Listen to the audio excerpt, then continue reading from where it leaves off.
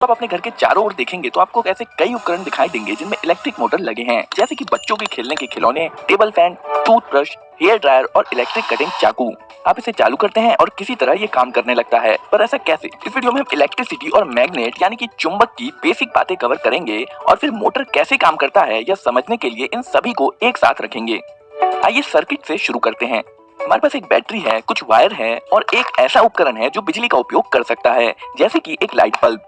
Electricity circuit में flow होती रहती है, लेकिन जैसे ही तार टूट जाता है इलेक्ट्रिसिटी बहना बंद हो जाती है और लाइट बल्ब बुझ जाता है। क्योंकि अगर हम चाहते हैं कि सर्किट काम करे तो बस आप इतना याद रखिए कि सर्किट का रास्ता पूरा होना जरूरी है और जरूरत पड़ने पर सर्किट के रास्ते को तोड़ने या जोड़ने के लिए हम स्विच का इस्तेमाल करते हैं।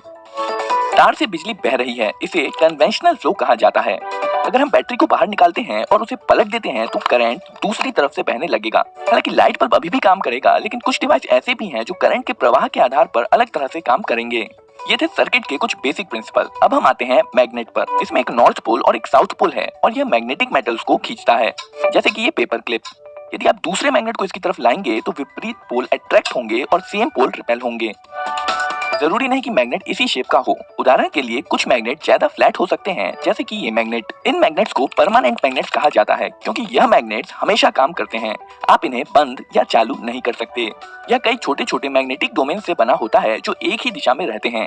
लेकिन आगे हम ऐसा मैग्नेट भी देखेंगे जिसमें हमेशा ऐसा नहीं होता है। अब हम एक परमानेंट मैग्नेट लेंगे और बीच में एक छेद करेंगे और इसे एक ऐसी रॉड पर रखेंगे जहां पर यह आसानी से घूम सके। इसके साइड में एक दूसरा मैग्नेट लाने पर हम देखेंगे कि रॉड पर रखा मैग्नेट तुरंत घूमना शुरू कर देगा जब तक कि दोनों मैग्नेट्स के विपरीत पोल आमने सामने नहीं आ जाते हैं। अब अगर साइड वाले मैग्नेट को उलट दें तो सेम पोल आमने सामने आ जाएंगे और एक दूसरे को रिपेल करेंगे और विपरीत पोल एक दूसरे को अट्रैक्ट करेंगे। अब अगर हम साइड मैग्नेट को बार बार उल्टा करते रहेंगे तो हमारा घूमने वाला मैग्नेट घूमता रहेगा। अभी के लिए बस ये घूमने वाला कॉन्सेप्ट याद रखिए, हम इस पर जल्द ही वापस आएंगे। यहाँ पर एक मेटेलिक बोल्ट है जो मैग्नेट नहीं है। असल में यह मैग्नेटिक डोमेन से तो बना है, लेकिन इसके मैग्नेटिक डोमेन विभिन्न दिशाओं में है।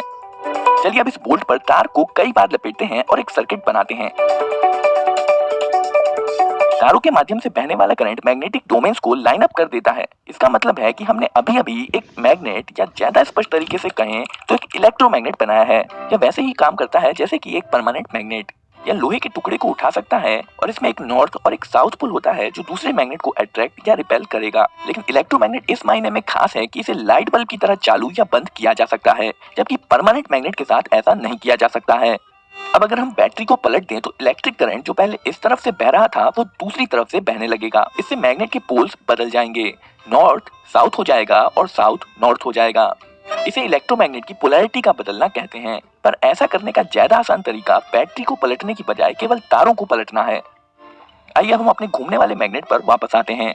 इस बार हम घूमने वाले मैग्नेट की जगह पर इलेक्ट्रोमैग्नेट रख देंगे। अब जैसे ही हम इसमें वायर जोड़ेंगे इलेक्ट्रोमैग्नेट चालू हो जाएगा और साइड मैग्नेट के पोल्स के अनुसार अपने आप को अलाइन कर लेगा। पर ये जो इलेक्ट्रोमैग्नेट के साथ वायर जुड़े हैं ये इसे फ्रीली नहीं घूमने देंगे। पर यहाँ पर जो ध्यान देने वाली बात है वो है इलेक्ट्रोमैग्नेट के घूमने का कॉन्सेप्ट। अब अगर हम तारों को आपस में बदल दें तो इलेक्ट्रोमैग्नेट के पोल्स बदल जाएंगे।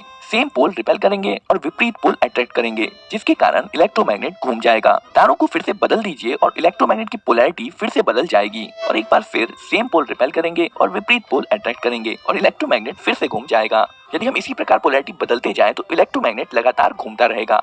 हम इसे ज्यादा पावरफुल बनाने के लिए दूसरी तरफ एक और परमानेंट मैग्नेट लगा सकते हैं। ध्यान दें कि इस वाले मैग्नेट का साउथ पोल सेंटर की तरफ है और इस मैग्नेट का नॉर्थ पोल सेंटर की तरफ है।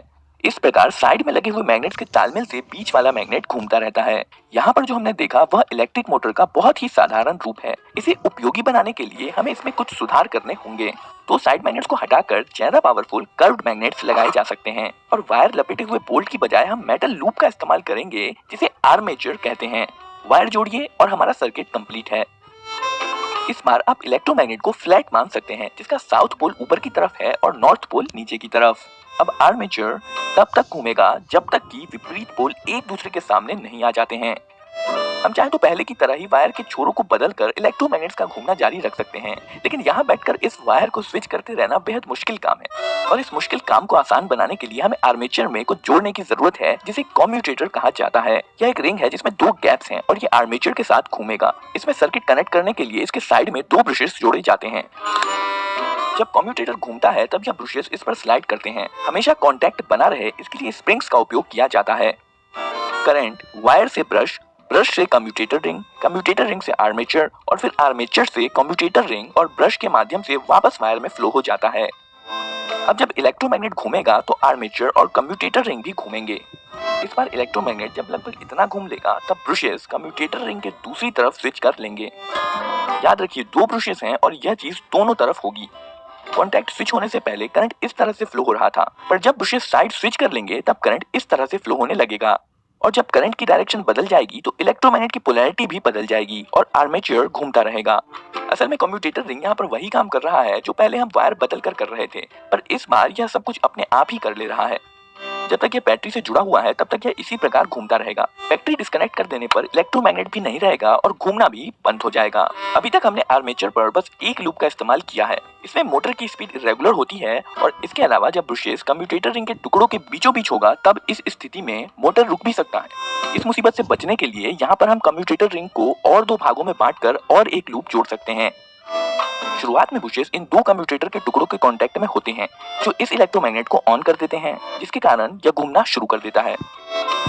पर जब कम्यूटेटर रिंग घूमकर इस पोजीशन पर आती है तो बुशेस का कांटेक्ट कम्यूटेटर टुकड़े के अगले जोड़े के साथ हो जाता है, जिसका मतलब है पिछला वाला लूप ऑफ हो जाता है और अगला लूप ऑन हो जाता है और अब अगला इलेक्ट्रोमैग्नेट घूमता है। बुशेस फिर से कांटेक्ट बदलते हैं और अगला लूप ऑन हो जाता है। मोटर के घूमने के दौरान यह लगातार होता रहता है और लूप्स एक के बाद एक इलेक्ट्रोमैग्नेट बनते रहते हैं और मोटर को घुमाते रहते हैं। कुछ इलेक्ट्रिक मोटर के आर्मेचर में कई लूप्स जोड़े जाते हैं जिससे मोटर स्मूथली चलता रहता है। आर्मेचर के घूमने से जो घूमने वाला बल पैदा होता है उसे टॉर्क कहते हैं। ज्यादा टॉर्क का मतलब है मोटर की ज्यादा स्पीड। मोटर का टॉर्क बढ़ाने के लिए हम कुछ चीजें कर सकते हैं, जैसे ज्यादा वायर होने से इलेक्ट्रोमैग्नेट ज्यादा पावरफुल होता है। उदाहरण के लिए अगर बोल्ट पर ज्यादा वायर लपेटा जाए तो पावरफुल इलेक्ट्रोमैग्नेट बनेगा। आर्मेचर लूप्स भी बहुत सारे वायर से बने होते हैं, जिसका मतलब है मोटर में ज्यादा पावरफुल इलेक्ट्रोमैग्नेट होगा और मोटर भी ज्यादा स्पीड से घूमेगा। यही कारण है कि अगर आप किसी असली मोटर को खोलकर देखेंगे तो पाएंगे कि उसमें बहुत सारा वायर लपेटा हुआ होता है। ज्यादा वायर का मतलब है ज्यादा पावरफुल इलेक्ट्रोमैग्नेट। इसे पावरफुल बनाने का दूसरा तरीका है कि इसमें ज्यादा इलेक्ट्रिसिटी दी जाए। आइए हम मोटर से संबंधित और भी कुछ नाम देख लेते हैं। यहाँ पर जो पार्ट्स नहीं घूम रहा है उसे स्टेटर कहते हैं, जो कि इस केस में साइड में लगे 2 परमानेंट मैग्नेट्स हैं। ये स्टेटर एक मोटर केस के अंदर फिट होता है और बीच में जो आर्मेचर है उसे रोटर भी कहते हैं। यही वो पार्ट है जो घूमता है। मोटर के बीचों बीच एक शाफ्ट लगा होता है जो मोटर के पीछे से बाहर आता है। इस वीडियो में आपने जो मोटर देखा है वह एक डीसी मोटर है। अगर आपके पास कोई उपकरण है जिसमें मूवमेंट होता है और वो बैटरी से चलता है तो ज्यादा चांसेस हैं कि उसमें डीसी मोटर ही लगा होगा। मोटर चाहे जिस भी प्रकार का हो, लेकिन अधिकांश तरह के मोटर्स रोटेटिंग मोशन बनाते हैं जिसे बाद में उपयोग अनुसार अलग अलग मोशन में बदल दिया जाता है।